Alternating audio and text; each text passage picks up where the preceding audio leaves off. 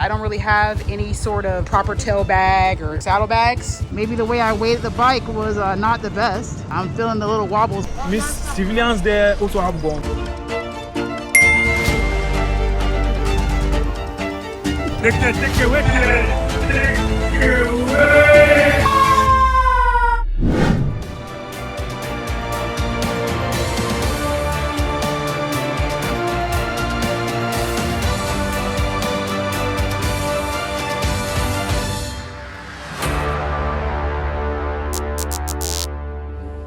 Good morning, good afternoon, good evening, wherever you are.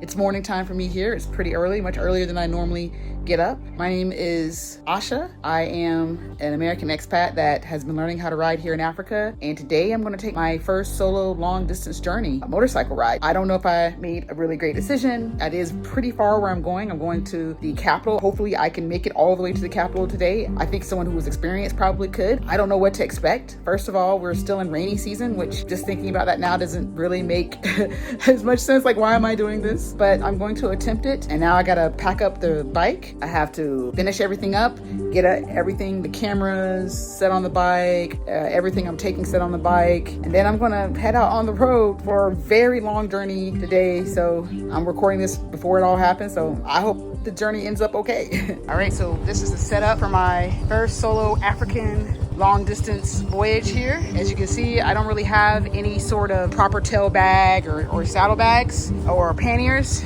This is sort of like my own little just get up that I forced together. These are essentially two backpacks. It's not firm, but it's not completely soft either. I essentially attached them to the bike using a rock strap. I have two rock straps. That's the other side of the rock strap, and it goes across the seat for one rock strap. This is a common bag, sort of like a rice sack kind of bag. They've turned into a bag with a handle and a zipper. I use my other rock strap, because I only have two, to connect one side of it. And then this is a rubber inner tube. This is something really commonly used here for attaching different loads. So I used one of these like little inner tube stretchy, they're really kind of stretchy straps. And then I use the other one, a second inner tube strap, to attach the other side of these book bags. They're like sort of like, makeshift saddle bag. And so there you go, you got saddle bags. If you have a load on the back of your bike, this is what you're going to be using to attach any load. I mean, we're talking about boxes, pieces of furniture, bags of food, sacks of rice, I mean, anything. You're going to be using these inner tubes. This is very common here. Don't know if it's like that throughout the rest of Africa, but that's what people use. For these, you just attach it to one side of the frame, do all your wrapping, and then at the end, you will make a little knot or whatever at the very end. This is my super little thrown together setup for long distance travel. Maybe one day I'll get a proper, tusk bags or whatever the popular bags are supposed to be good. But for now, I got this little Africa bag. Oh, I forgot to tell you that inside of here, I have an Osprey Porter 46-liter bag, and it's double bagged because it is rainy season. The sky is overcast. It is supposed to be raining today. I do have stuff in a trash bag inside of here as well, in case this bag gets wet. And here I am, all suited up and ready to go.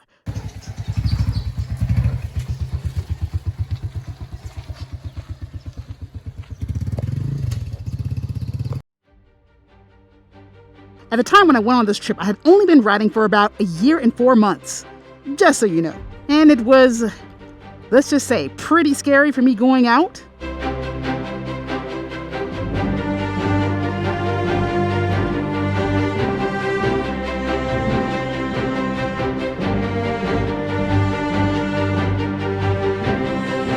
My bike loaded, this section felt particularly sketchy because of the mud. Plus it was downhill, though the camera doesn't really show it.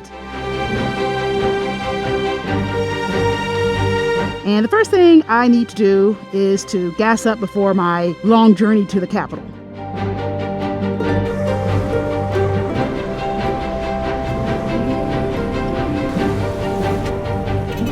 All right, and back on the road. This was just more stuff that was just scaring me because it was low speed. Oh, look. People getting in their early morning exercise in. That's nice. I feel a lot less nimble on this bike. Like, I'm so careful. And it could be how I weighted the bike. I don't know. Maybe the way I weighted the bike was not the best. And I'm feeling the little wobbles. But hopefully, as I get up to speed, I'll feel a little bit less. But man, like slow speed, Woo! I feel like I'm on another bike. You know what I mean? Than my own bike. The seating position is different because I'm pushed up a little bit closer than I normally would sit. Yeah, I don't know how that's gonna work all the way to Yaounde. So finally right here, passing the checkpoint that goes out of the town. All right, here we go. We are now out of the town. Still will probably have to deal with some rough patches here, for me at least. Yeah. Case in point.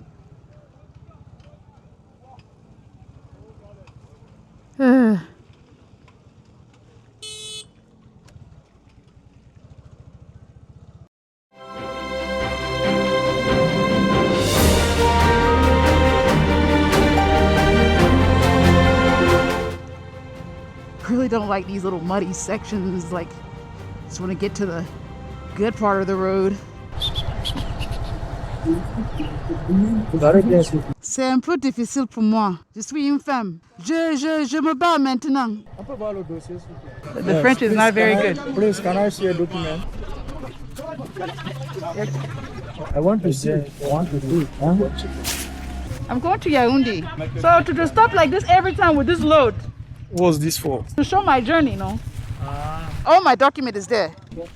In America, do they also do control of documents? No. If you are speeding, if you are doing wrong on the road, the police will stop you. Miss, civilians there also have guns. Yes.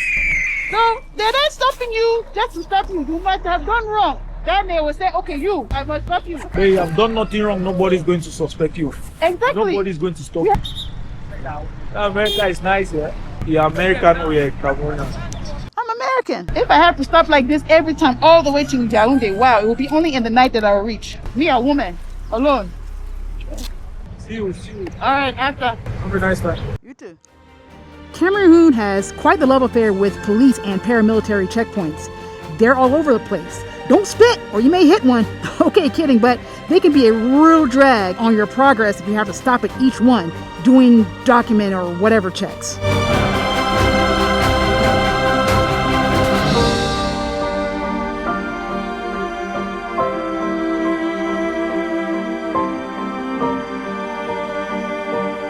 Really love this section of the road. It's very beautiful and very hilly.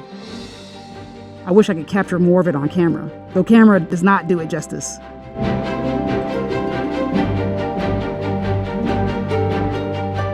Now I'm dealing with a power issue because my Insta360 is pretty much almost dead, less than 7% or so. And also my brake-free light, which is behind my helmet, is also pretty close to being dead. Right now, what I did is I have a little power bank here. Two things are connected. This is from my backpack. Those are my back, and I'm going to put the backpack on and then somehow arrange all of this cables and stuff like that so that I can continue. But yeah, power is definitely an issue when you're going on a longer trip, huh?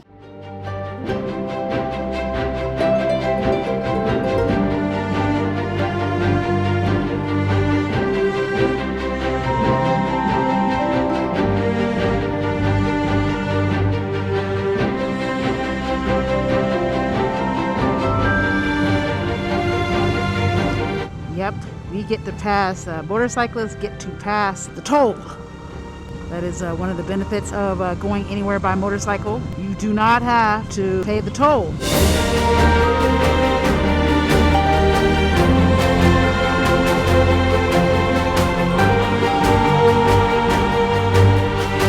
Again, my favorite gas station. Gotta pull in when I see one sometimes. Looking for some goodies. Yeah, we got Oreos here. I mean, when you get find Oreos, like you've got to snatch those up because Oreos are very difficult to find.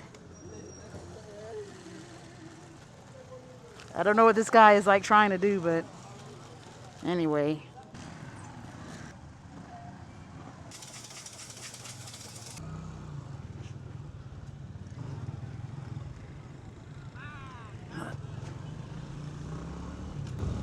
Yeah, I made an error there, but I'm still learning. I'm still learning. I hope I'm going the right way.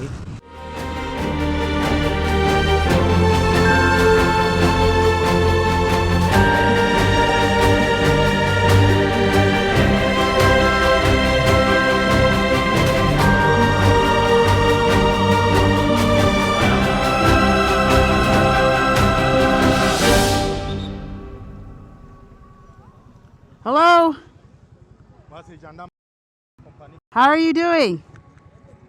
Hey. I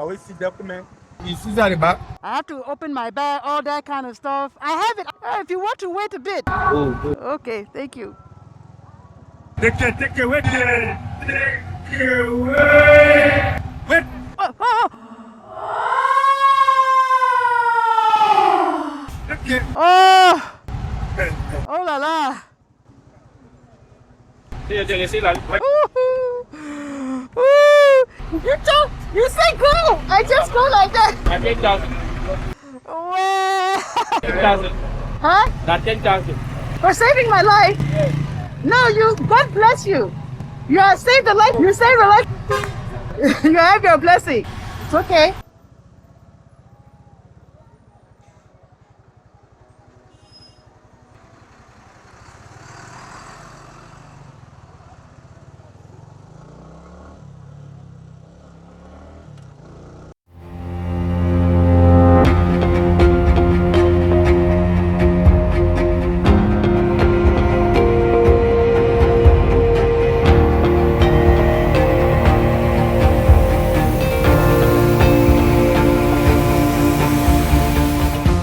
That was like pretty scary. That was a sudden braking.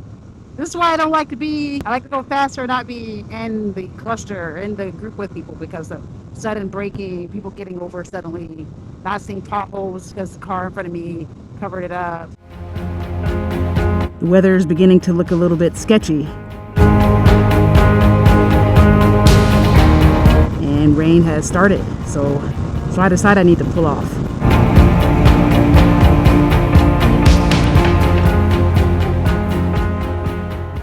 To put on my little bootleg solution for my gloves. Yeah.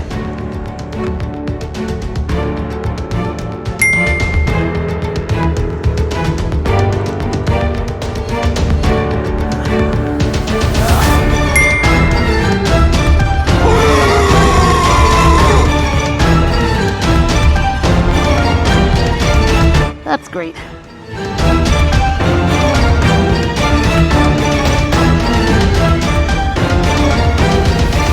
Okay, that was great. Fell down trying to get this. Let's try to get this one on. Oh, and I also had my airbag on in off-road mode, and I'm pretty glad I did because it might have deployed. Yeah, it was in off-road mode. It's time to get back on. You know, being short and trying to get on is a little bit difficult. Hey, now I have my little glovies on so that my leather gloves won't keep getting wet over and over again as they have been. This is my solution to my gloves always seeming to get wet when I'm in the rain because it's rainy season. It's time to get back on the road. My little mirror got tweaked there. These are my little double take mirrors. Now if it rains, I am covered. And it really does start to rain, as you can see here. More than even earlier.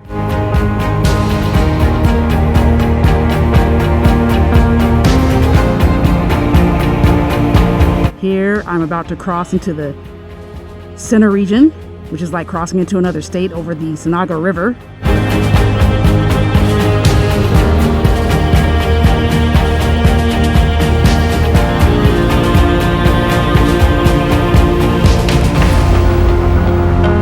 Yaounde, yeah.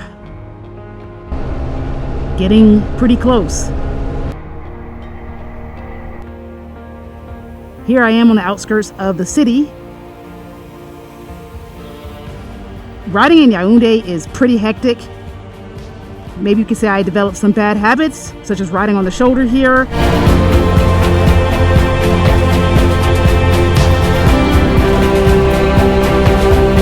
But as they say, when in Rome. But the good thing is that I really am going at a pretty slow speed, even though it may look like, how shall I say, very creative riding here. But that's just kind of how people ride here. They find any slither path possible. So I'm going to cut the video off for today, folks, because the rest of the way into Yaounde literally deserves its own episode because of how extremely wild it was.